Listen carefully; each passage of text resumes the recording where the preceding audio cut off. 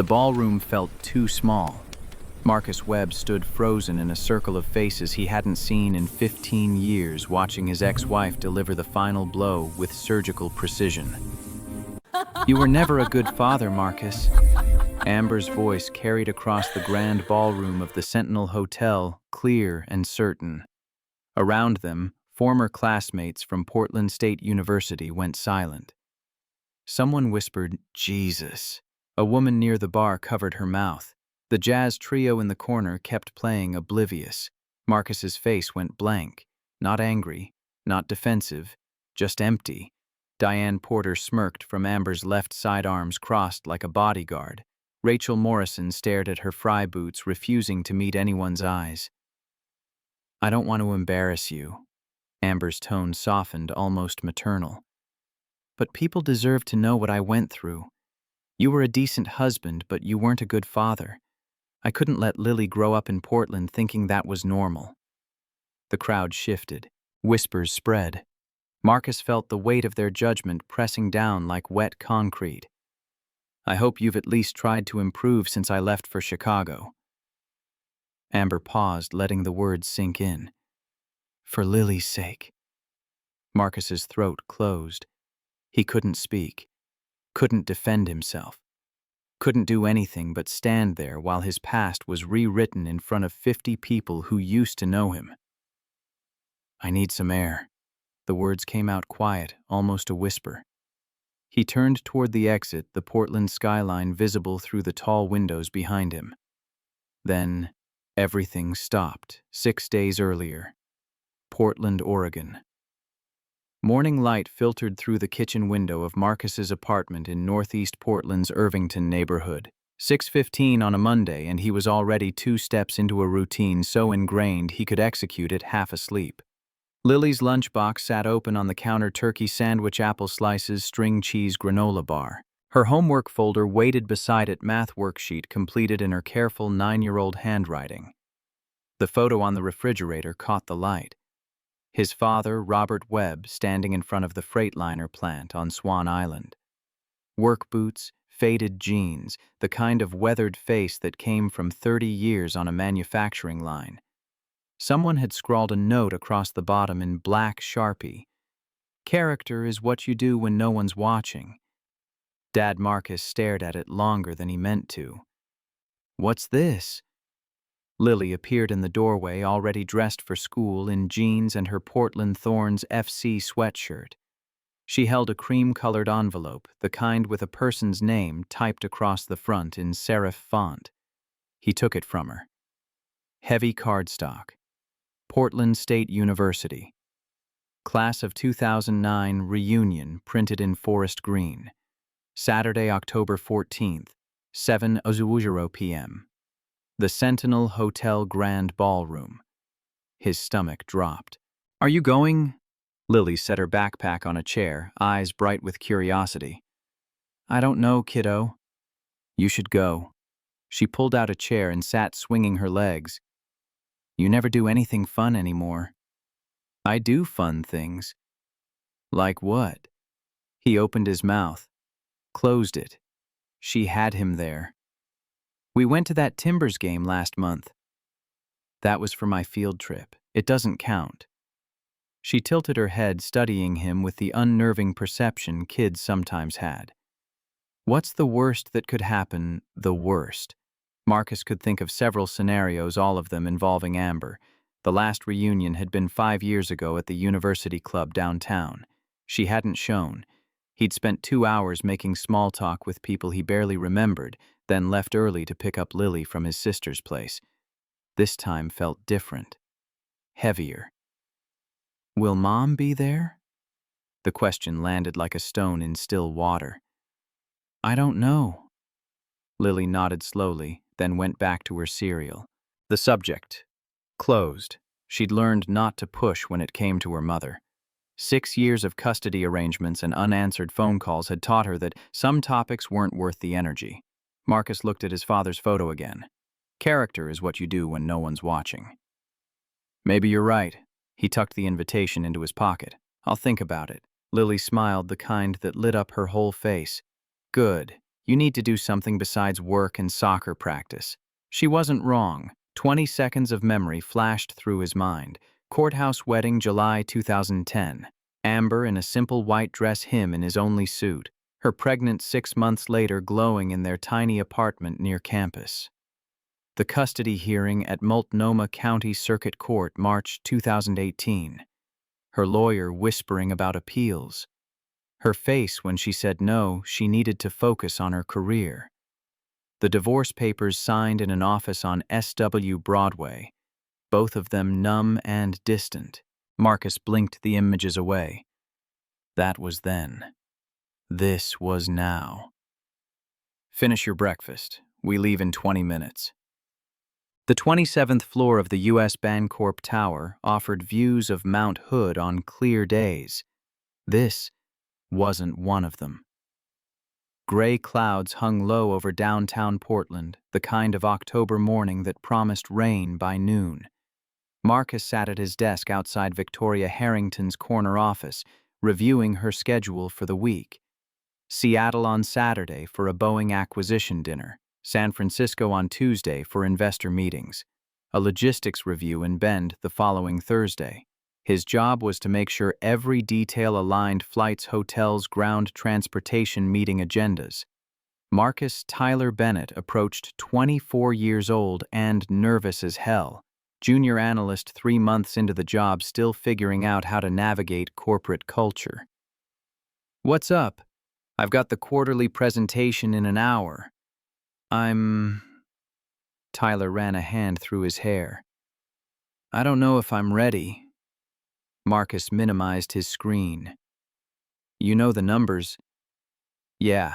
You verified the data sources 3 times. Then you're ready.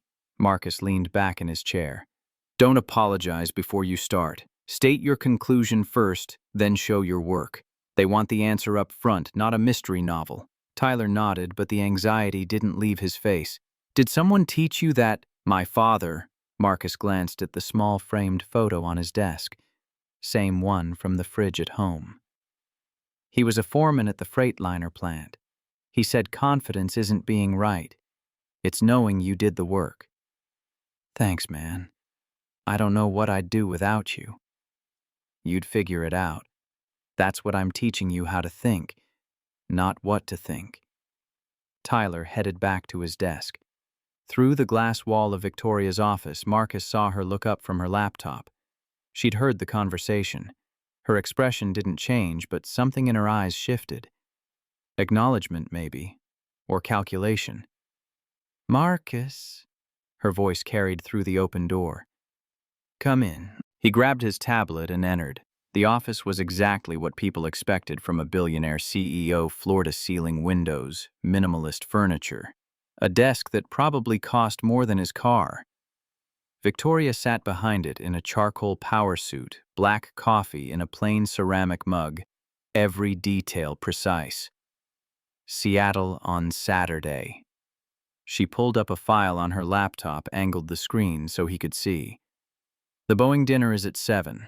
I want you to coordinate with their logistics team on the distribution proposal. Already done. They're sending the updated specs this afternoon. Good. She typed something, then paused. The Sentinel Hotel, downtown Portland. Same place as your reunion. Marcus blinked. He'd mentioned the reunion exactly once 3 weeks ago in passing. Victoria remembered. Yes, ma'am.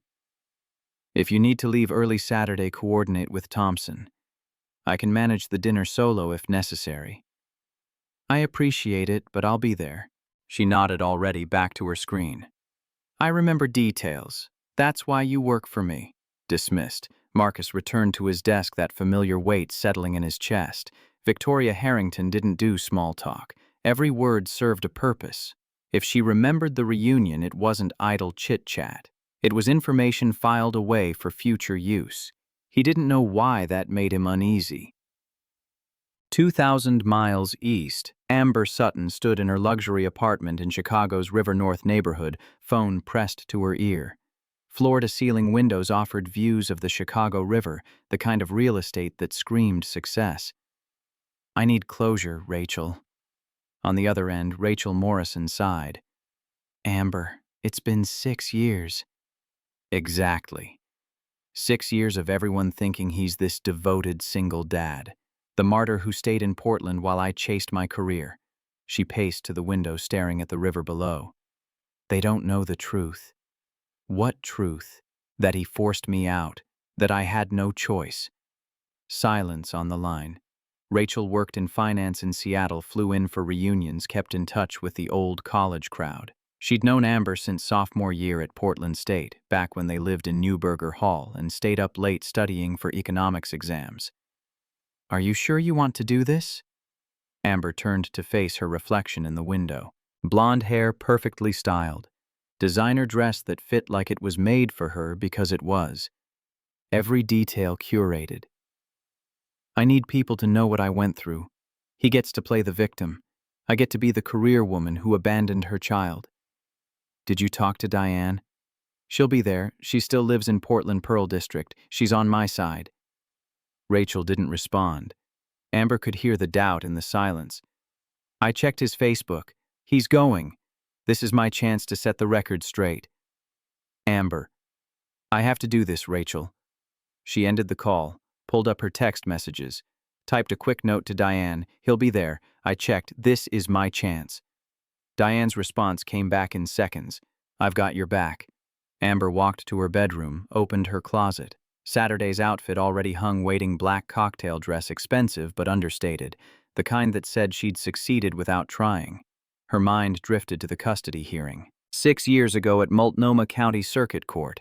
The judge, a stern African-American woman who looked like she'd seen every divorce sob story twice. Amber's lawyer presenting the case. Marcus was emotionally unavailable, never present, couldn't handle the responsibilities of fatherhood. The judge had awarded primary custody to Marcus anyway. We can appeal, her lawyer had whispered. No. Amber stood, gathering her things. I need to focus on my career. The truth was simpler. Chicago had offered her everything Portland couldn't: a 6-figure salary, a title that mattered, a life that didn't revolve around diapers and soccer practice.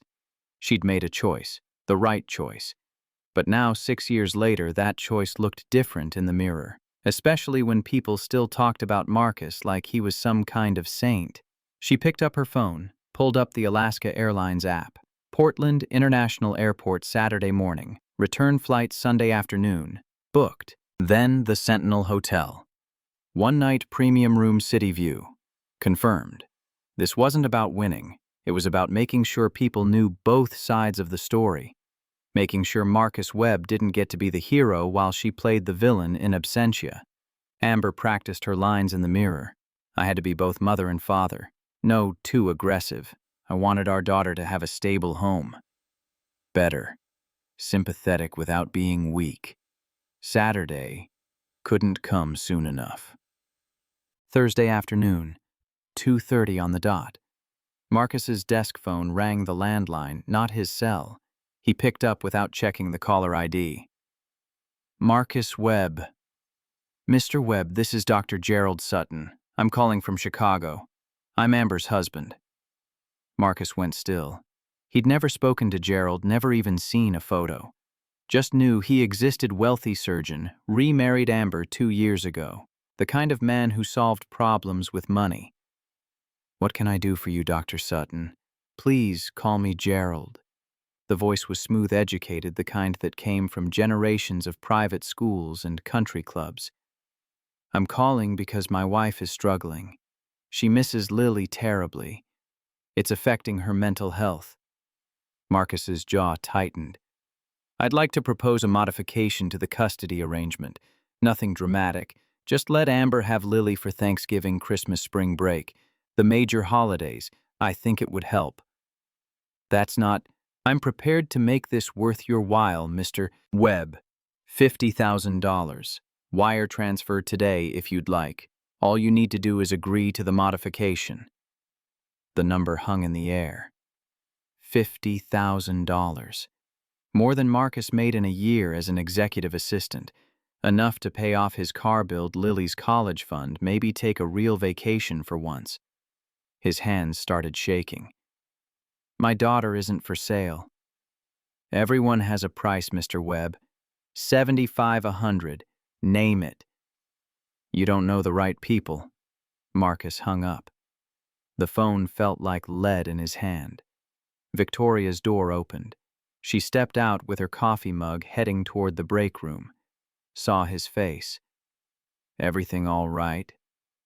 Yeah. He forced his voice steady. Just someone trying to buy something that isn't theirs. She stopped. Set the mug on his desk. What did they offer? 50,000 for custody modification. Victoria's expression didn't change, but something shifted in her eyes. Ice cracking just beneath the surface. And you said, I'm not for sale, neither is my daughter. She picked up her mug, nodded slowly. Good answer. Let me know if he calls back. She returned to her office. Marcus sat there, pulse hammering in his ears. $50,000. For holidays with a daughter Amber hadn't called in 6 months. A daughter she'd chosen to leave when Chicago came calling. The money didn't matter. It never would. But the fact that they'd tried, that Gerald Sutton thought everything had a price, made something twist in Marcus's chest. His phone buzzed. Text from Nina. Still going to the reunion Saturday. I can watch Lily. He stared at the message. Thought about Amber. About Gerald and his $50,000. About people who rewrote history to make themselves comfortable. Yeah, I'll drop her off around 5:30. Nina's response came back immediately. Good. You need to get out. Have some fun. Fun. Right. Marcus looked at his father's photo. Character is what you do when no one's watching. Saturday was going to be a disaster. He could feel it already. Saturday arrived gray and drizzling, typical Portland October weather. Marcus dropped Lily at Nina's craftsman-style house in Selwood just after 5:30. Nina's 2 kids were already in pajamas, some Pixar movie queued up on the TV. Lily hugged him extra long at the door. Be careful, Dad. It's just a reunion, kiddo. Mom makes people sad when she talks. She pulled back, looking up at him with those serious 9-year-old eyes. Don't let her make you sad. Nina caught his eye over Lily's head, concern written all over her face. I'll be fine. He kissed Lily's forehead. See you around 10. The drive downtown took 20 minutes. Marcus parked in the Smart Park garage on 4th, walked 2 blocks to the Sentinel Hotel. The building was restored 1920s architecture, brass fixtures, marble floors, Art Deco, details everywhere. The kind of place that made you feel underdressed even in your best suit. He took the stairs to the 2nd floor, followed the signs to the grand ballroom. Music drifted through the open doors. Jazz trio playing standards, the kind of background soundtrack every reunion seemed to require. The ballroom was already half full. People clustered in groups, wine glasses and hand name tags affixed to designer dresses and expensive suits. Marcus spotted a few familiar faces. Most were strangers wearing the bodies of people he used to know. Marcus Webb, Greg Matheson, stood at the bar near the entrance nursing an IPA from Deschutes Brewery. They'd run track together freshman year, lost touch after graduation, reconnected on Facebook a few years back. Greg, they shook hands. How have you been? Good. Really good. Still in Eugene. Teaching high school English. Greg took a sip of his beer, then lowered his voice. Listen, man, I thought you should know. Amber's here. She flew in from Chicago just for this. Marcus's stomach dropped. Just stay on your side, she'll stay on hers. Plenty of room. It'll be fine. Marcus forced a smile. Yeah, fine. He scanned the ballroom, found her near the center surrounded by women he vaguely recognized. Rachel Morrison, Diane Porter, a couple others whose names he'd forgotten. Amber looked exactly the same. Blonde hair, perfect makeup, designer dress that probably cost more than his monthly rent. She was laughing at something Diane said, gesturing with her wine glass. Then she turned, looked directly at him across the crowded room. Her smile didn't reach her eyes. Marcus felt the ground shift beneath his feet. This wasn't going to be fine. Whatever Lily had sensed, whatever instinct had made Nina look at him with concern, it was right. Amber wasn't here for closure. She was here for blood. Marcus tried to stay peripheral, talked to an old classmate about software engineering, discussed Portland's housing market with someone from his economics seminar, kept one eye on Amber the whole time, tracking her movement through the room like a storm front. It didn't work. Marcus! She materialized out of the crowd with Rachel and Diane flanking her, bodyguards in cocktail dresses. I wasn't sure you'd come. Amber's smile was warm, practiced. Still living in Irvington, the question landed with just enough condescension. Irvington was nice, tree-lined streets, old houses, good schools, but it wasn't the Pearl District, it wasn't River North Chicago. Yeah, same place. That's nice. Stability is important. She sipped her wine. How's Lily? She's great, playing soccer, reading constantly, doing really well in school. I'm so glad. Amber's voice dripped sympathy. It must be so hard doing it all alone. Administrative work, single parenting. I mean, I tried to help before I moved to Chicago, but she let the sentence hang. Implication clear, she'd tried. He'd made it impossible. Rachel shifted uncomfortably. Diane nodded along, arms crossed.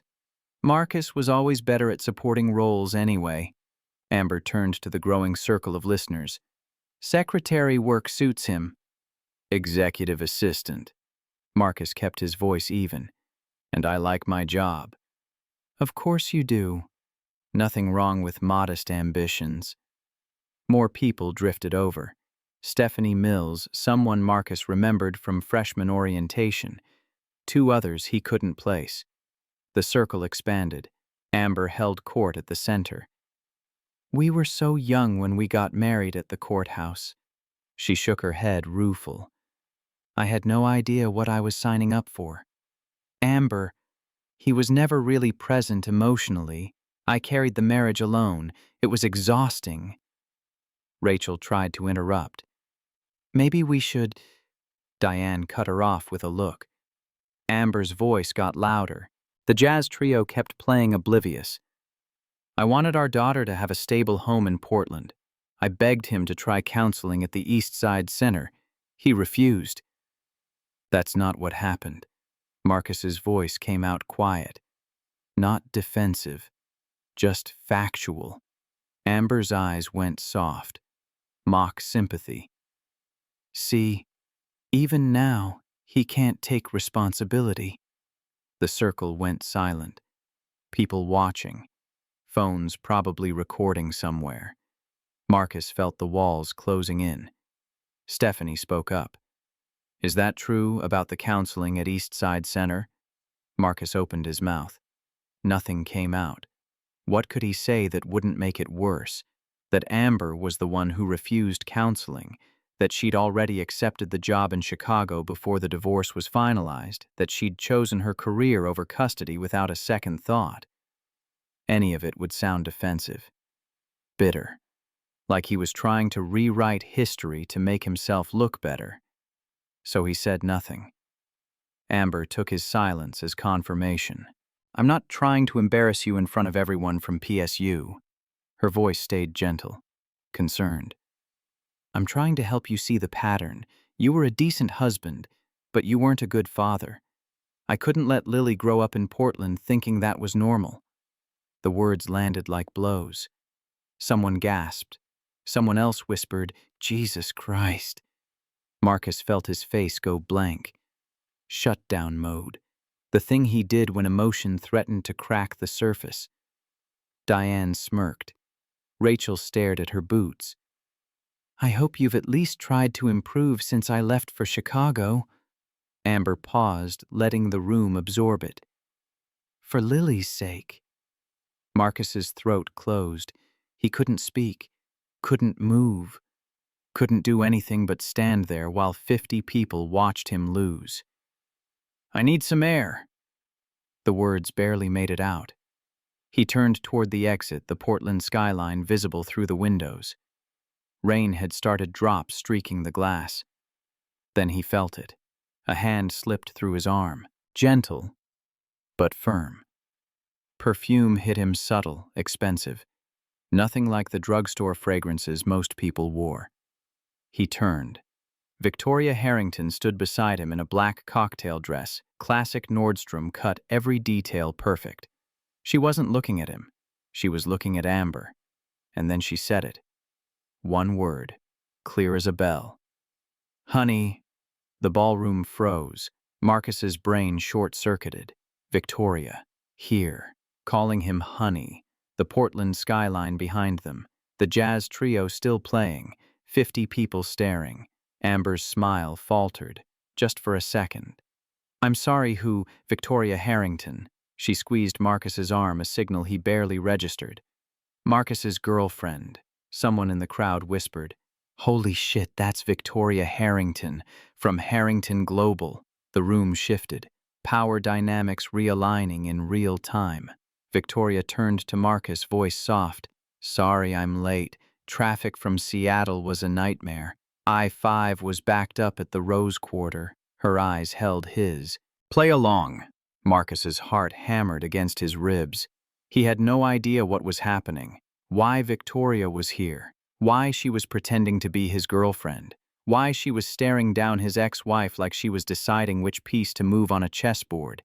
But he knew one thing with absolute certainty. The game had just changed. Amber recovered first. Always did. She extended her hand across the circle, smile snapping back into place like a mask. I don't think we've met. I'm Amber, from Chicago now. Victoria's handshake was brief, professional. The kind that said she'd done this 10,000 times and yours wasn't special. Diane's eyes went wide. Wait, Harrington? Like, Harrington Global, the logistics company in the U.S. Bancorp Tower. That's right. Victoria's voice carried no warmth. We're headquartered here in Portland. Rachel's face changed. Recognition. She worked finance in Seattle. She knew exactly who Victoria Harrington was. Amber's smile tightened, but she pushed forward. And how did you two meet? At work.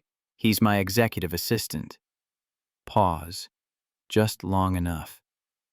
Best hire I ever made. Marcus felt the lie wrap around him like armor. Victoria had never promoted him. He'd held the same position for 4 years, but she said it with such absolute certainty that even he almost believed it. Executive assistant, Amber's tone sharpened. I thought he was a secretary. Same role, different title. Victoria didn't blink. I promoted him twice in 4 years. The crowd leaned in. This wasn't about Marcus anymore. This was about watching two apex predators circle each other. How long have you been together? Long enough to know what kind of person he's. And what kind is that? Victoria listed facts like she was reading from a report. He shows up 15 minutes early every day. Never misses Lily's soccer games at Laurelhurst Park, schedules meetings around them. Turned down a VP track position because it required travel to our Bay Area offices. Each word landed with precision. No emotion. Just data. Diane stepped closer. Anyone can be professional at work. Victoria turned to her. Ice forming in the space between them. People who lie at home usually lie at work. I've found the opposite is also true. Stephanie spoke up, arms crossed now. That's a pretty bold claim, Ms. Harrington. I don't make claims. I make observations based on 4 years of daily interaction. The jazz trio finished a song, started another. The room waited. I've worked with Marcus for 4 years. In that time, he's requested early leave exactly 12 times. Every single one for Lily. He's made up every hour, usually staying until 7 or 8. Most people don't. Amber tried to cut in. Well, at work, sure, but he also pays child support. Victoria's voice stayed level. despite having full custody. Did you know that? Amber flinched. Actual physical reaction gone in a second, but unmistakable. The crowd murmured. Marcus felt the energy shift. People reassessing, recalculating who the victim was in this story. Victoria pulled her iPhone from her clutch.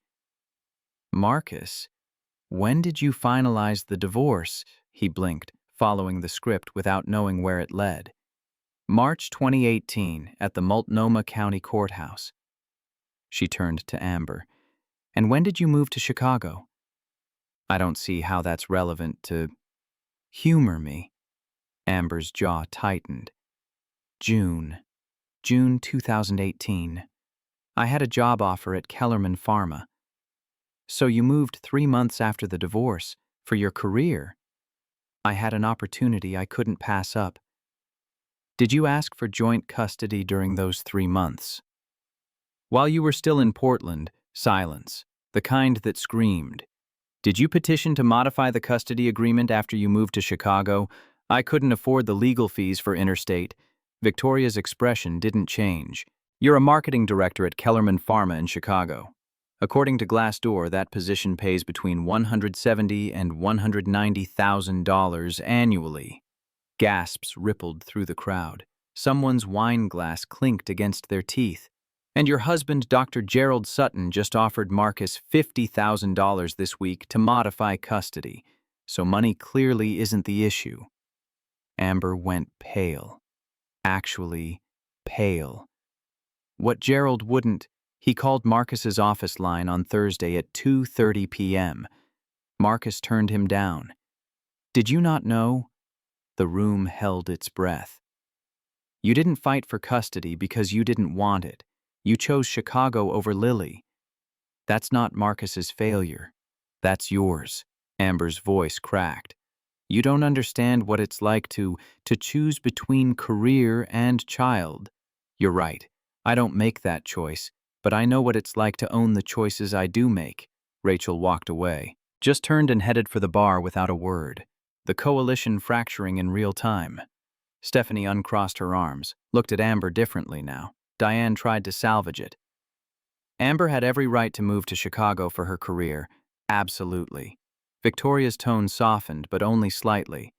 But having the right to make a choice doesn't mean you get to rewrite why you made it. Greg Matheson stepped forward, hands raised. Hey, everyone's had a lot to drink. Let's just call it a night. Amber ignored him, stared at Marcus like he'd orchestrated the whole thing. You turned everyone against me. You poisoned them with your version. Marcus found his voice, finally, after 6 years of silence. No, you did that yourself. The words came out steady, not angry, just true. I never told anyone what really happened. Not Greg, not my co-workers at Harrington, not even Nina knows the full story about why you left Portland. You're the only one who talks about the divorce. Because you need people to believe your version that I drove you away instead of you choosing to leave. Amber's eyes filled with tears, but they looked like rage, not sadness. I was a good mother when I was here. You were. Marcus held her gaze. But you left. And I stayed. Victoria's hand touched his elbow. Are you ready to leave? He nodded. Couldn't speak anymore. They walked toward the exit arm still linked, past Lou the bartender, an older guy who'd worked Portland hotels for 30 years. He nodded at Victoria with recognition, the kind you give someone you've seen on the business news.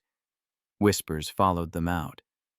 Is that really Victoria Harrington, the billionaire? I had no idea Marcus was dating someone like that. Behind them, Amber stood alone in the center of the ballroom. Diane had disappeared. Rachel was at the bar with her back turned. Stephanie was talking quietly to Greg. Isolated. Diminished. Exactly what she'd tried to do to Marcus. The hallway outside was carpeted Art Deco sconces casting soft light. Muffled jazz music leaked through the closed doors. Marcus stopped walking. Victoria's arm slipped free. Why did you do that? I told you. I had a dinner at the hotel. Boeing acquisition meeting. It finished early. That's not what I mean. I know. She looked at him directly. No corporate polish, just a woman making a choice. I don't like bullies. I don't like watching good people get destroyed for being decent. You barely know me outside of work. I know you well enough.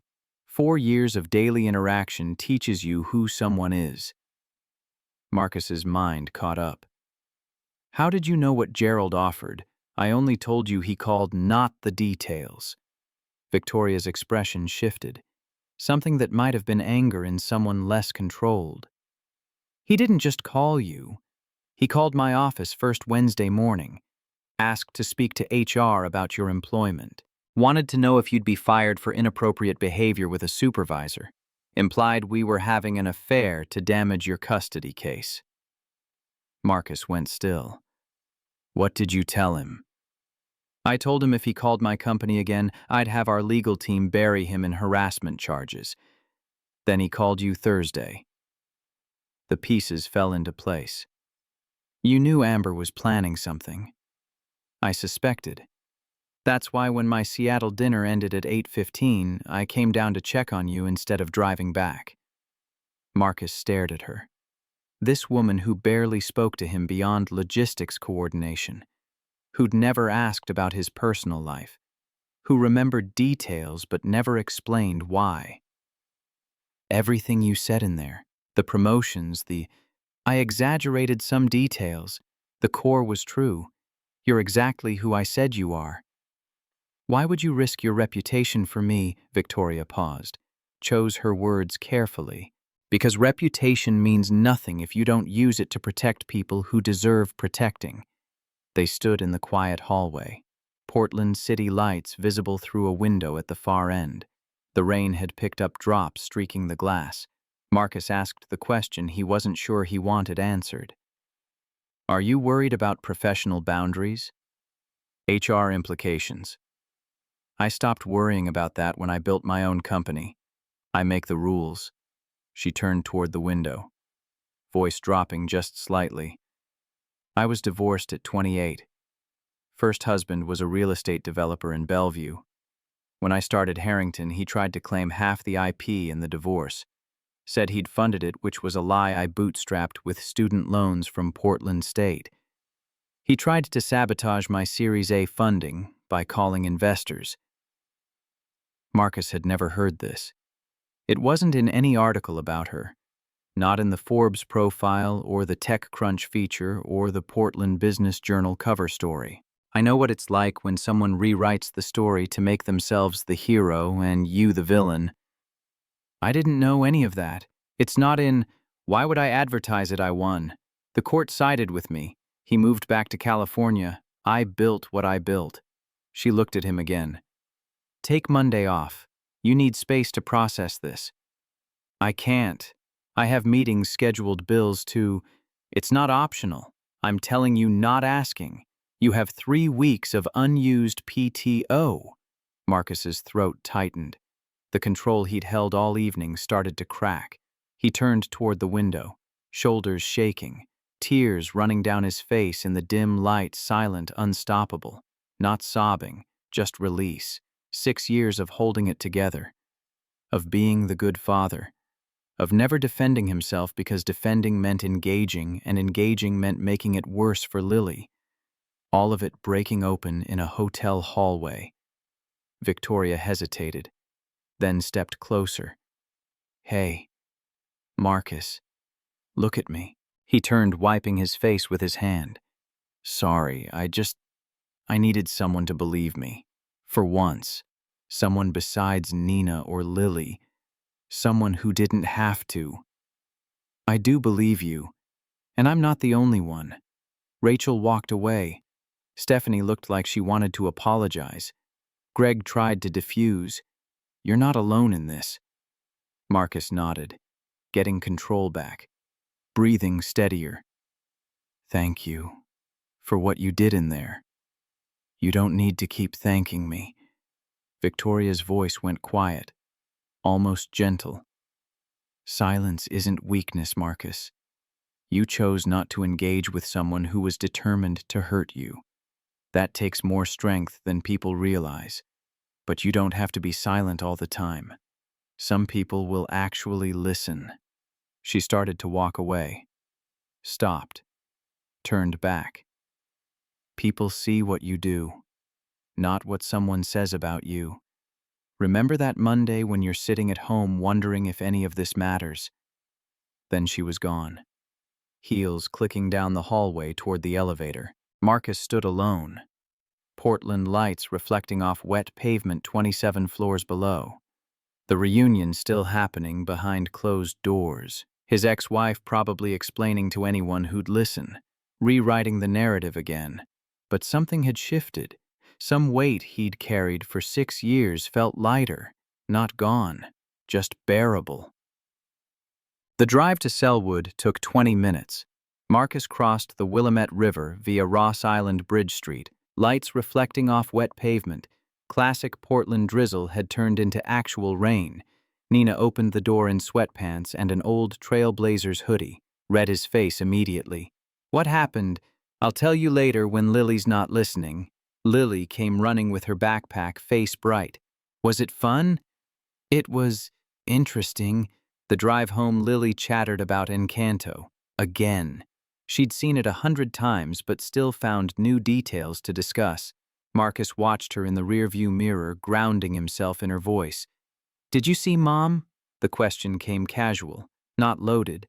"Yeah, I saw her." "Did she ask about me?" "She did." Lily nodded. "Okay." She went back to talking about the movie. The subject closed. 6 years of this had taught her when to push and when to let go. Home was an older building in Irvington. Hardwood floors, high ceilings, Lily's soccer trophies on the bookshelf. The kind of place that was comfortable without trying to impress anyone.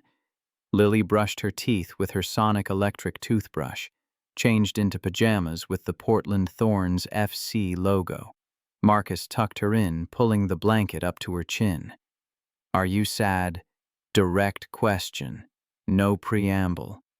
"No, just thinking." "About Mom?" "A little." Lily studied his face. "You're a good dad. Better than she says." Marcus froze. "What do you mean, better than she says?" "I heard her once, on the phone to Grandma Sutton. She was visiting from Chicago last year. Mom said you didn't try hard enough to make her stay in Portland." The words hit like a fist. His daughter had been carrying this, knowing her mother talked about him that way. But Grandpa Robert used to say trying is what counts. And you try really hard every day. Marcus's voice came out thick. "You remember Grandpa saying that you were only 4 when he passed?" "I remember some stuff. He said character is what you do when no one's watching. And you have lots of character, Dad." He couldn't speak. Just nodded. "I don't remember when you guys were married, but I remember you've always been here. Always picking me up from school. Always at my soccer games. Always making my lunches." Marcus kissed her forehead. "And I always will be, kiddo. Always." She closed her eyes, asleep in minutes.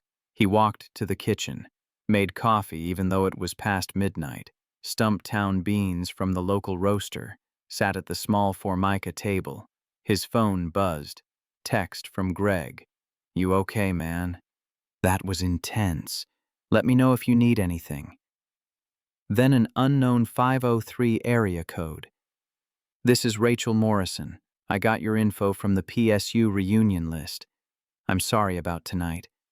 Amber had this planned for weeks. She flew in from Chicago specifically for this. It was wrong. Marcus stared at the message. Premeditated. Not a spontaneous confrontation. She'd planned it, rehearsed it, coordinated with Diane. He typed back, "Thank you for saying that. I appreciate your honesty." Rachel's response came immediately. "For what it's worth." Victoria Harrington was right about everything. "I've known Amber since we lived in Newburger Hall sophomore year. She's not a bad person, but she needs to be right. And when she's not, she rewrites things until she is. Marcus. Yeah, I know. He set the phone down, pulled out a yellow legal pad from the junk drawer, sat at the kitchen table with his coffee. Started writing. What actually happened in my marriage. Not for anyone else. Not for Lily or Nina or some future court case. Just for himself. To remember his own truth while it was still clear in his head. He wrote for an hour, put the pages in the drawer with the bills and takeout menus, went to bed. Monday. Marcus stayed home. Victoria's orders. He vacuumed Lily's room, wiped down the kitchen, did laundry in the building's basement with quarters in the old Maytag machines. Routine as self-care. Sat on the couch flipping channels. Trailblazers game replay. Local news. Cooking show. Nothing held his attention. Victoria's words kept circling. Some people will actually listen. He'd spent 6 years not defending himself, not because he was weak, because he was protecting Lily from the conflict, from having to choose sides, from being caught in the crossfire of adults who couldn't let go. But maybe Lily was old enough now. Maybe some truths needed to be spoken, or maybe silence was still the right choice. Marcus pulled out the legal pad again, read what he'd written, put it back in the drawer. Some things didn't need an audience. Tuesday morning, 7:45, 15 minutes earlier than usual. Marcus took the elevator to the 27th floor, nodded to the security guard who knew him by name. Victoria's office door was closed. Glass showed her on a video conference with the Bay Area team. The co-worker at the neighboring desk glanced over. How was the reunion? Fine. Good to see old friends. Marcus changed the subject immediately, pulled up his email, coordinated Victoria's trip to San Francisco, reviewed the logistics for the Bend meeting. 11 a.m. Victoria's door opened. Meeting ended. Marcus, come in, close the door. He did, nervous without knowing why. Professional discussion, client meeting in Bend, Central Oregon Logistics Hub tour, hotel arrangements, meeting agenda. Marcus took notes on his laptop. She discussed details like Saturday never happened, professional distance restored. He almost believed it. As he stood to leave hand on the door handle, "Are you all right?" He stopped, turned. "Yes. Thank you. For Saturday night." "You don't need to thank me." "I do, though. You didn't have to do what you did."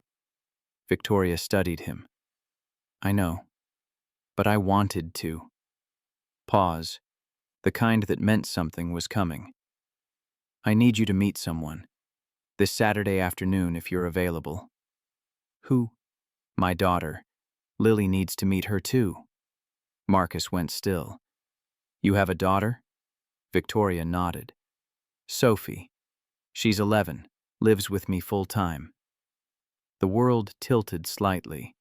Victoria Harrington, who kept everything compartmentalized, who never mentioned personal details at work, had a daughter Marcus knew nothing about. "I didn't know." "I don't talk about her at work. Security reasons. When you're visible in Portland business circles, you protect your family." She explained quickly. Ex-husband from Bellevue, real estate developer, got violent during the divorce, smashed her laptop, threatened to destroy her. Multnomah County restraining order. He moved back to Sacramento. Supervised visitation twice a year. Marcus understood immediately. The parallel. 2 people with violent or manipulative exes. 2 people protecting their children.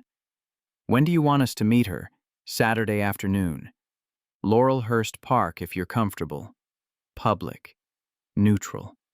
Victoria's voice shifted. "Careful now. I need to know if Sophie and Lily can be friends, because if they can't, this won't work. No matter how much I—" She stopped. Marcus waited. "I'll tell you Saturday, depending on how it goes. This is a big step." "I know. If it's too soon, I understand." but I don't introduce Sophie to people from work. Ever. You'd be the first. Why me? Because I think you understand what it means to put your child first. And because, she paused, because I trust you. The words landed heavy. Trust from Victoria Harrington wasn't casual, it was currency. Saturday, 2 p.m. 2 p.m. Marcus left her office, sat at his desk, stared at his screen without seeing it.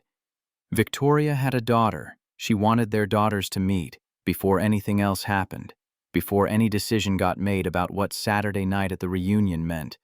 The children came first. Always. Wednesday evening. Kitchen table. Lily finishing fractions homework. Hey, kiddo, I need to talk to you about something. She looked up. Am I in trouble? No, nothing like that. I wanted to tell you, I'm going to introduce you to someone on Saturday. Like a friend. Kind of. Her name is Sophie. She's Victoria's daughter. Lily's eyes went huge. Victoria from your work has a daughter. The lady who yelled at Mom, she didn't yell. But yes, Sophie is 11. She likes reading. She goes to Lincoln High School, the Arts Magnet program. Lily processed this. Why do I need to meet her? Because before Victoria and I can figure out if we want to spend more time together, you two need to meet. You're both the most important people to us. What if she doesn't like me? Then we'll deal with it. But I think you'll like each other. You both love books. She's read all the Percy Jackson books. Lily perked up. All of them? Even the Kane Chronicles? I think so. You can ask her Saturday at Laurelhurst Park. Quiet for a moment. Then, is Victoria your girlfriend now? I don't know yet. That's what Saturday is about. Lily studied him. What would Grandpa Robert say? Marcus smiled, looked at the photo on the fridge. He'd say character is what you do when no one's watching. And Sophie's had a hard time with her dad, kind of like how your mom makes things hard sometimes. So Grandpa would say, be kind. Lily nodded seriously. I can do that, Dad. I'm good at being kind. You are, kiddo. You really are. She went back to her fractions. Subject closed. Marcus stared at his father's photo, wondered what Robert would actually say about all this. The reunion. Victoria. The choice to maybe let someone in after 6 years of keeping everyone at arm's length. Probably something about doing what's right even when it's hard. That was usually his answer. Saturday, 2 p.m. Laurelhurst Park. Marcus and Lily arrived first. The park was busy, families, dogs, kids on the playground. Matt Hood visible in the distance. Clear day. Rare for Portland in October. Lily fidgeted with her Thorns FC jacket. What if she thinks I'm weird? Then she's wrong. Dad, you're not weird. You're thoughtful. There's a difference. Victoria's Tesla pulled into the parking lot. She got out first. Then a girl with dark hair and a ponytail wearing an oversized Nike hoodie. She stayed close to Victoria. They walked over. Victoria carried 2 Stumptown coffee cups. Lily, this is Sophie. Sophie, this is Marcus's daughter, Lily. Awkward pause. Both girls shy. Lily stepped forward first. Hi, my dad says you like reading. Sophie nodded, quiet voice. Yeah, me too. Have you read Percy Jackson? Sophie's face changed. Slight smile. All of them. I'm on the 2nd Heroes of Olympus book. That's my favorite series. Lily's nervousness disappeared. Want to go on the swings and talk about it? Sophie looked at Victoria for permission. Victoria nodded. The girls walked off toward the swing set. Marcus and Victoria stood watching. Sophie was hesitant at first. Lily demonstrated pumping her legs. Sophie copied. After a minute, both girls were laughing. Sophie doesn't laugh like that with strangers. Victoria's voice was quiet. She's cautious since the divorce. Lily doesn't either. Not since Amber left for Chicago. It's been 6 years of just us. They stood in comfortable silence. Portland afternoon sounds, dogs barking, kids playing, basketball game on the court nearby. I meant what I started to say on Tuesday in my office. Which part? The part where I said if the girls can't be friends, this won't work. Because no matter how much I care about you, and I do, I can't put that before Sophie's well-being. Marcus turned to look at her. You care about me. Victoria met his eyes. I have for months. Since last spring, when you stayed until 9 p.m. 3 nights straight, helping me prepare the Series C presentation. Then still showed up at 7:45 a.m. looking exhausted but organized. I just didn't know how to say it without making work complicated. And now I'm saying it. I'm not good at personal relationships, Marcus. I built a company instead of learning how to date like a normal person. But I know what I feel. And if you don't feel the same, I understand. But I needed you to know. Marcus watched the girls on the monkey bars. Together now. Sophie smiling wide. My father used to say the right choice is usually the hard one. Walking away from this would be easy. Staying in my comfortable routine would be easy. This, he gestured between them. This is terrifying. Terrifying in a good way. Yeah, in a really good way. Victoria's hand found his. Squeezed once. The girls ran back, breathless and pink-cheeked.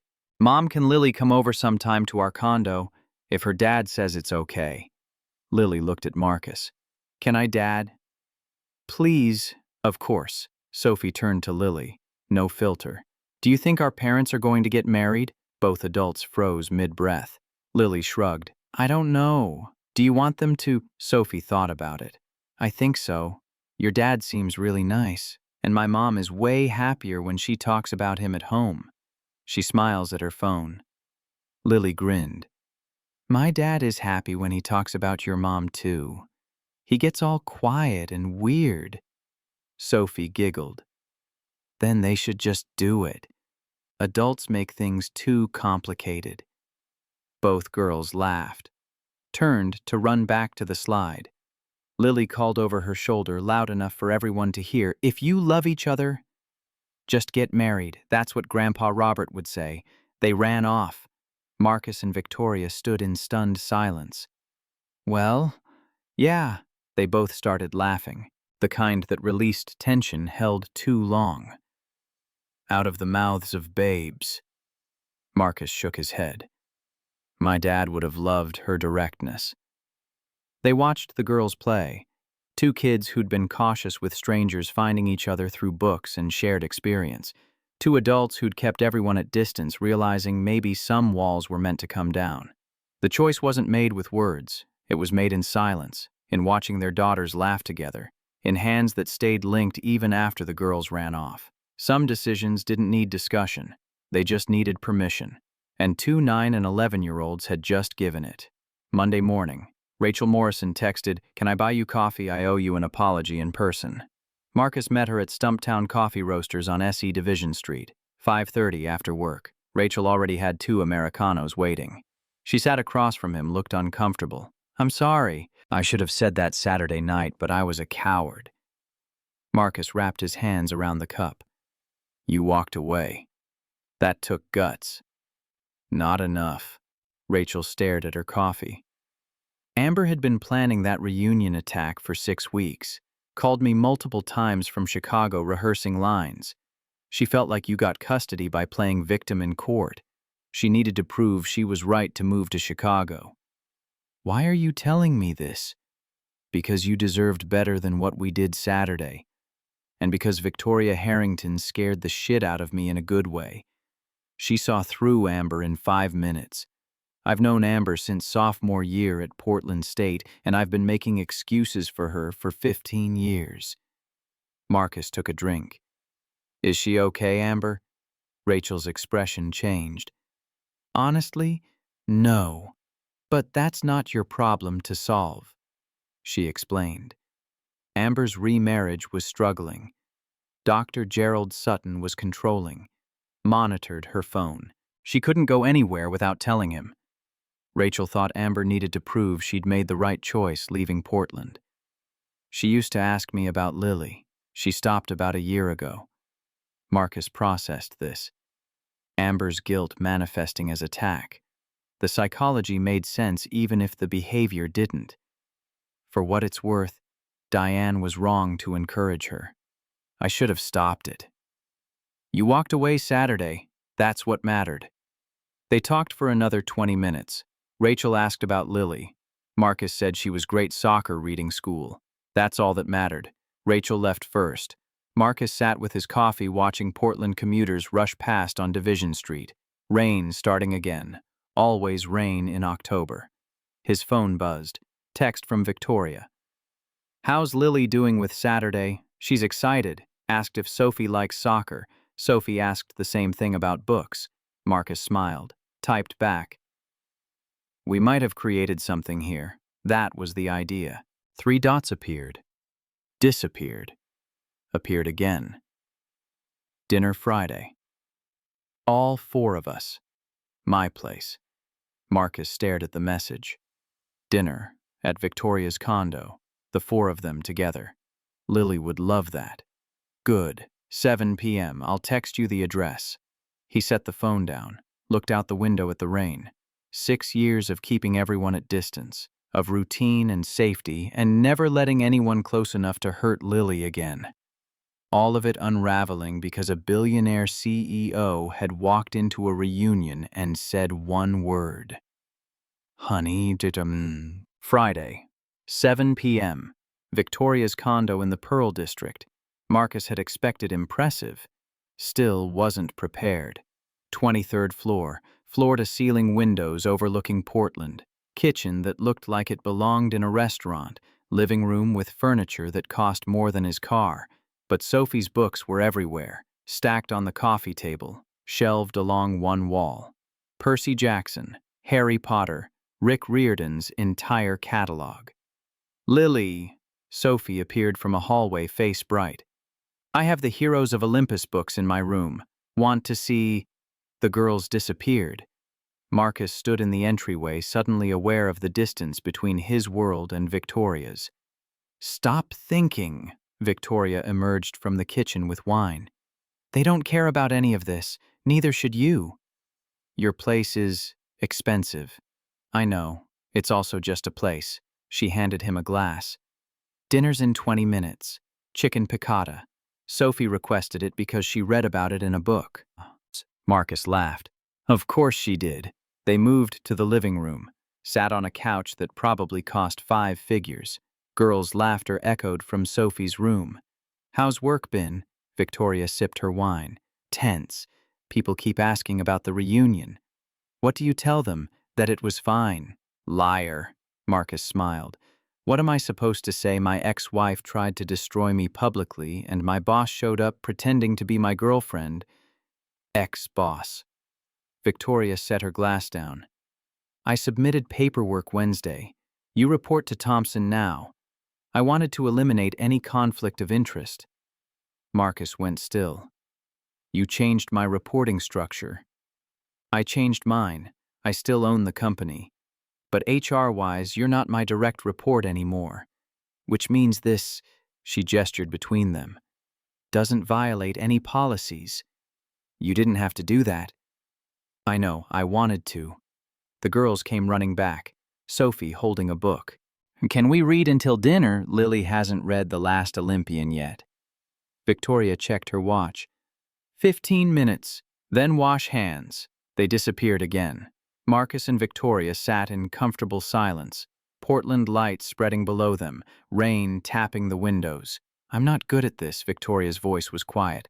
The relationship part. I built a company instead of learning how to be vulnerable with people. I'm not good at it either. I built a routine instead of dealing with my divorce. Maybe that's why this could work. Marcus turned to look at her. What's this exactly? I don't know yet, but I'd like to find out. Dinner was easy. Sophie and Lily talked about books. Victoria asked Lily about soccer. Marcus told Sophie about his father working at Freightliner. Your dad sounds like he was cool. He was. Worked the line for 30 years, never missed a day. Victoria met his eyes across the table. understanding passing between them without words. After dinner, the girls played a board game. Marcus helped Victoria with dishes. This feels normal. He rinsed a plate. Weirdly normal. Good weird or bad weird? Good weird. Victoria smiled. Rare and genuine. 9 p.m. Marcus and Lily left. Hugs at the door. Sophie making Lily promise to text about the next Percy Jackson book. In the car driving home, Lily was quiet. You okay, kiddo? Yeah, I like Sophie and Victoria's nice. But, no, but I just... She looked out the window. I'm not used to you being happy with someone else. It's different.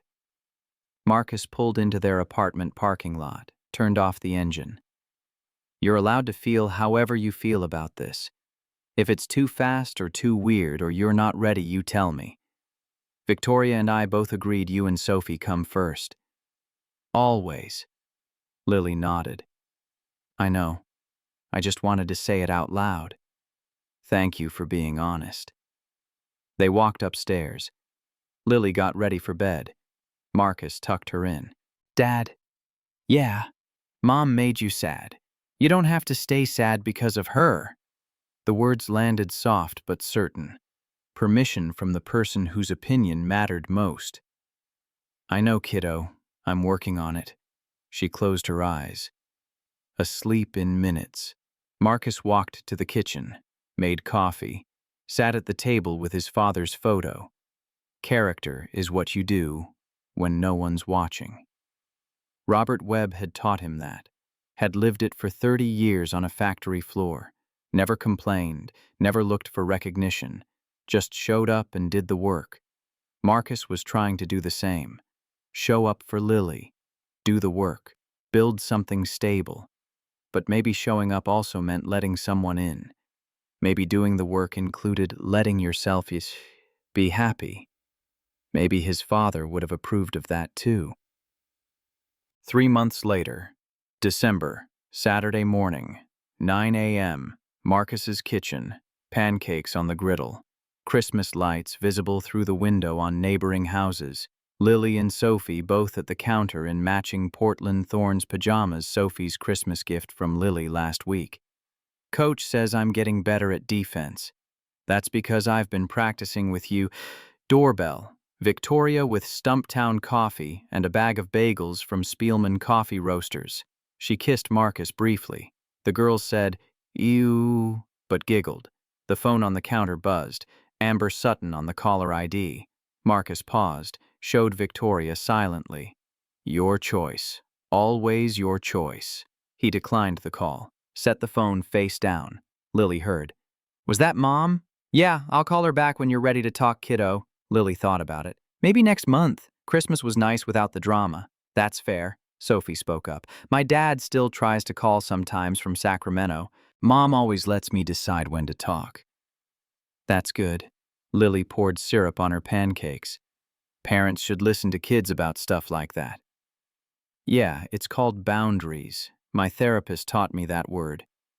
That's a good word. Victoria caught Marcus's eye. Quiet conversation happening without words. You're teaching them to set healthy boundaries. That's a gift most adults never learn. Marcus flipped a pancake. My father taught me. He said you teach kids by showing them, not telling them. So I'm just passing it on. The morning stretched easy. Breakfast.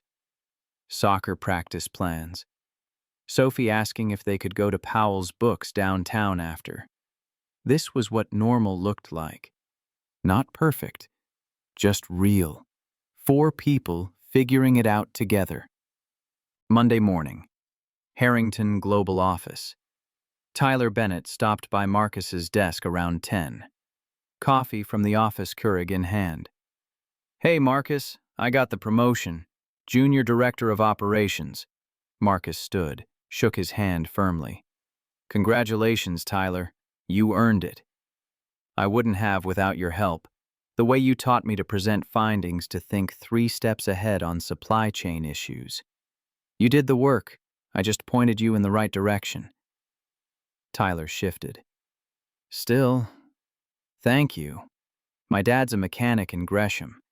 Never went to college. When I told him about the promotion, he said to thank whoever taught me. So, thank you. Your dad sounds like a good man. My father worked at Freightliner. Same kind of guy showed up, did the work, taught me. That's what matters. If I can ever return the favor, pay it forward or whatever. You already are. You're doing good work. You're treating the warehouse staff with respect. That's how you return it. Teach someone else what I taught you. Tyler headed back to his desk. Victoria watched from her office doorway. Slight smile. Tyler gone, she stepped out. You're a good teacher. I learned from the best. Marcus glanced at Robert Webb's photo on his desk. He'd be proud of you. I hope so. That's all I ever wanted, to make him proud and be there for Lily. You're doing both. She went back to her office. Marcus returned to logistics reports, the cycle continuing, knowledge passed down, legacy built one conversation at a time. That Saturday. Laurelhurst Park, 2 p.m. Same park where the girls first met 3 months ago. Same swings, same playground, but different now. December mild for Portland, 50 degrees cloudy but no rain. Made Hood barely visible through the clouds. Marcus pushed Lily on the swings. Victoria sat on the bench with coffee. Sophie beside her reading The Last Olympian. Higher, Dad. I want to touch the clouds. Marcus laughed. That's pretty ambitious, Victoria called out. Don't break her. I don't want to explain that to the ER at OHSU. She's tougher than she looks. Track star in the making. Sophie put down her book, ran to join Lily on the adjacent swing. Marcus stepped back, watched both girls swinging side by side. Laughing. Victoria joined him, slipped her hand into his. Both wearing gloves. Portland winter. They stood together. Watching, Marcus thought about the reunion. 3 months ago, but feeling like another lifetime. Standing in that ballroom while Amber tore him apart. Feeling helpless, exposed. Then Victoria appearing. One word changing everything. What are you thinking about? How much can change in 3 months? Victoria squeezed his hand. We're just getting started. The girls kept swinging. Higher and higher, their laughter carrying across the park. Marcus watched them. These two kids who'd been cautious with the world, finding safety in each other, learning that not all adults disappoint, that some promises get kept. My father used to say character is what you do when no one's watching. Marcus's voice was quiet. He worked the line at Freightliner for 30 years. Came home tired every night, but he never missed my track meets. Never forgot to ask about my day. He taught me that showing up mattered more than showing off. Victoria listened without interrupting. But I learned something else that night at the reunion. Something he maybe knew but never said out loud. Marcus turned to look at her. Sometimes the people who matter are watching. And when you've lived with integrity long enough, when you've chosen the hard right over the easy wrong every single day, they see it. They believe you. They stand beside you. Victoria's eyes held his. That's not weakness. No, that's strength. And that's the real legacy, not what you say, but what you do. Not who you tell yourself you are, but who you prove yourself to be when everything's on the line. The girls ran back, breathless. Come on, Dad. Race you to the car. Marcus grinned. You're on. He jogged after them, Victoria following. All four reached the parking lot together. Marcus's Honda Accord and Victoria's Tesla parked side by side. Visual representation of two worlds that shouldn't work, but somehow did. They piled into Victoria's car, headed to her condo for dinner. In the back seat, Sophie and Lily talked about the next book they'd read together, making plans for sleepovers and soccer games and all the small details that built a life. Marcus glanced at Victoria. She was smiling, the kind that reached her eyes. What? Nothing. Just thinking this was worth it. What was all of it? The risk, the vulnerability, the choice to try. Marcus reached over, took her hand. Yeah, it was. 6 months after the reunion, April in Portland. Cherry blossoms blooming in Laurelhurst Park. Mount Hood visible on clear spring days. Marcus stood in the ballroom of the Sentinel Hotel. Same room where Amber had tried to destroy him. Same brass fixtures and Art Deco details. Different event this time. The Portland Community Foundation Spring Gala. Black tie optional. Business leaders and philanthropists filling the space. Victoria at his side in a midnight blue gown. Sophie and Lily with Nina for the evening they'd protested, missing a fancy party but compromised when promised ice cream and a movie marathon. You ready? Victoria adjusted his tie. No, but I'm doing it anyway. They moved through the crowd. Marcus shook hands with people whose names he'd only seen in the business section. Victoria introduced him without fanfare, just his name, his role, the assumption that he belonged here. The foundation was announcing new grants tonight. Victoria had pushed for one specific recipient. At 8 p.m., the foundation director took the podium. Our next grant recipient focuses on mentorship and skills training for young professionals from working-class backgrounds. The Webb Harrington Education Initiative will provide scholarships, job placement assistance, and one-on-one mentoring to bridge the gap between blue-collar experience and white-collar opportunities. Applause filled the room. Marcus felt his throat tighten. Webb Harrington. His father's name linked with Victoria's. The director continued. The initiative was founded by Victoria Harrington of Harrington Global and Marcus Webb, whose father, Robert Webb, worked at the Freightliner plant for 30 years. They believe that character, work ethic, and integrity matter more than pedigree. Their first cohort of 10 mentees starts this summer. More applause. Victoria squeezed his hand. They walked to the podium together. Victoria spoke first about the mission, about recognizing talent wherever it lived, about breaking down barriers between worlds that too often stayed separate. Then Marcus took the microphone. My father taught me that character is what you do when no one's watching. He never had the opportunities I've had. Never got to see his work recognized in rooms like this. But he showed up every day for 30 years. Did the work, raised a son, left a legacy. He paused, found his voice again. This initiative is about honoring people like him, about giving opportunities to kids whose parents work factory floors and construction sites and service jobs, kids who understand hard work because they grew up watching it, kids who just need someone to believe they belong in places they've been told they don't. The crowd was silent, listening. Robert Webb died when I was 25. He never met my daughter. Never saw what his lessons built. But everything I am, everything I've tried to be, it comes from him, from his example, from his insistence that showing up mattered. Marcus looked at Victoria. She nodded. This foundation exists because sometimes the people who matter are watching. And when you live with integrity, when you choose to do right by the people who depend on you, when you refuse to be anything less than what your father taught you to be, those people see it. They believe you, they stand beside you, and together you build something that matters. He stepped back from the podium. The applause was louder this time. They returned to their seats. Victoria's hand found his under the table. Your father would be proud. I hope so. I know so. The evening continued. Dinner. More speeches.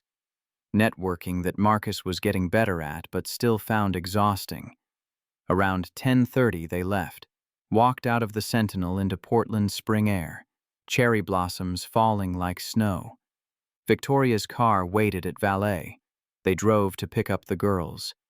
Nina's house was chaos.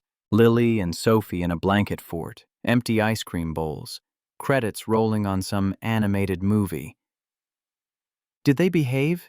Nina laughed. They were perfect, as always. The girls piled into the car still talking about the movie. Marcus drove them back to Victoria's condo. They'd been spending most weekends there, the space easier for 4 people than his small apartment. Bedtime routine. Both girls brushed teeth, changed into pajamas. Sophie in her room, Lily in the guest room that was slowly becoming hers. Marcus tucked Lily in first. "How was the fancy party?" "Good. They announced Grandpa Robert's foundation." Lily's face lit up. "Really? That's so cool." "Yeah, it is. I wish I could have met him." "Me too, kiddo. But you've got his heart, his character. That's what matters." She hugged him tight. "I love you, Dad." "Love you too." Sophie was already half asleep when Marcus checked on her, Victoria sitting on the edge of the bed. "Good night, Marcus." Sophie's voice was drowsy. "Good night, Sophie." He closed the door quietly. Found Victoria in the living room, Portland lights spreading below them. Wine poured. She handed him a glass. They stood at the window. "Thank you." Marcus's voice was quiet. "For the foundation. For including my father's name. For all of it. It was your idea. You made it real." Victoria turned to face him. "We made it real. Together." They stood there, 2 people who'd built walls around themselves, finding safety and tearing them down. "I keep thinking about that night at the reunion." Marcus set his glass on the table, standing there while Amber tried to destroy me, feeling helpless. And now I'm standing in the same building, watching our foundation get announced. With you. With our daughters asleep down the hall. Building something that matters. Victoria smiled. "Character is what you do when no one's watching. But it's also what you do when everyone is watching. When you have the choice to walk away or stay. To protect yourself or protect someone else. To use power for yourself or use it to change things." "Is that what I did?" Marcus pulled her closer. "That's exactly what you did. You saw someone who needed defending. You stepped in. You changed everything. You would have survived without me. Maybe. But I wouldn't be here. Building this, happy." They kissed. Soft and certain. The apartment was quiet except for the city sounds filtering through the windows. 2 girls asleep in separate rooms. 2 adults who'd found each other through crisis and chosen to build something in the aftermath. Marcus thought about his father, about Robert Webb standing in front of the Freightliner plant, work boots and weathered face and hands that built things.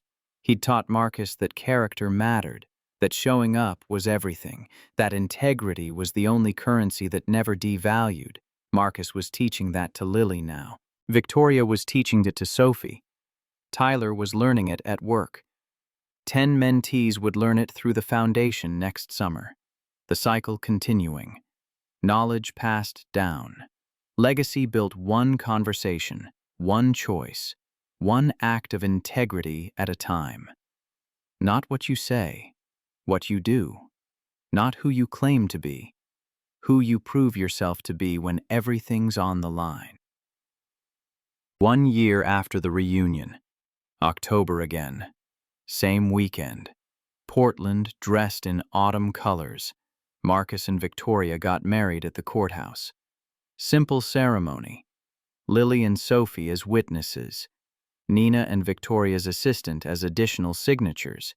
No big production. No stress. Just 2 people making a choice. Afterward, they took the girls to Laurelhurst Park. Same swings where everything started. Lily and Sophie ran ahead to the playground. Marcus and Victoria walked slowly behind. "You think Amber knows?" Victoria asked. "Probably." Nina said Diane mentioned seeing something on Facebook. "Does it matter?" Marcus thought about it. "No, it doesn't." And it didn't. Amber had made her choices. Marcus had made his. The paths had diverged a long time ago. They reached the playground, sat on the bench. Sophie and Lily were teaching younger kids how to pump their legs on the swings. Patient, kind, showing them the technique. "They're good kids." Victoria leaned against Marcus. They are. Wonder where they learned that. Probably from some guy whose father worked at a factory and taught him about character. Marcus smiled. Yeah, probably. Mont Hood rose in the distance. Clear day. Perfect visibility. His phone buzzed. Text from Tyler. Just got accepted to the first Webb Harrington cohort. Thank you for believing in me. Marcus showed Victoria. That's 11 mentees now. Good. We'll need to expand the program. Already planning that, always. They sat in comfortable silence, watching their daughters teach younger kids, building small kindnesses that would ripple outward. Marcus thought about the reunion, 1 year ago, standing in that ballroom while his world collapsed. He'd thought that was the ending, the final word on who he was and what his life meant. But it was just the beginning. Victoria appearing, Sophie entering his life, the foundation forming, Tyler growing, Lily healing, all of it building towards something bigger than that one terrible night. What are you thinking? Victoria asked. That my father was right about character, but he was wrong about one thing. What's that?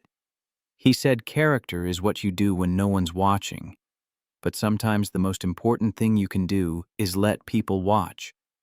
Let them see what integrity looks like, what showing up means, what it means to choose right even when it costs you. Marcus gestured toward the girls. They're watching. Tyler's watching. Those 10 mentees will watch, and they'll learn not just from what we say, but from what we do when it matters. Victoria nodded. That's the real legacy. Yeah, that is. Lily ran over. Dad, can we get ice cream? It's October. It's cold. Ice cream is for all seasons. Sophie joined her. Please, we've been good all week. Marcus looked at Victoria. She shrugged. They have been good. Fine, but we're walking to Salt and Straw. You two need to burn some energy. The girls cheered, ran ahead toward the park entrance. Marcus and Victoria followed, hand in hand. Two people who'd found each other in crisis and built something stable in the aftermath. The walk to Salt and Straw took 15 minutes, the girls chattering the whole way about flavors and toppings and which books they'd read next. Marcus watched them, these two kids who'd been wary of the world learning to trust again, learning that some adults keep promises, that family wasn't just blood, that home was wherever people chose to show up for each other. He thought about Robert Webb, about the photo on his desk at work, about 30 years on a factory floor and the lessons that outlived the man. Character is what you do when no one's watching, but it's also what you do when everyone's watching. When you have the choice to stay silent or speak up, to walk away or stand your ground, to protect yourself or protect someone else.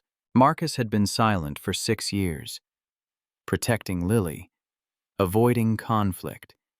Then Victoria had appeared, spoken up when he couldn't, changed the narrative, and now they were building something that mattered, teaching kids that integrity was currency, that showing up was everything, that the hard right was always worth choosing over the easy wrong.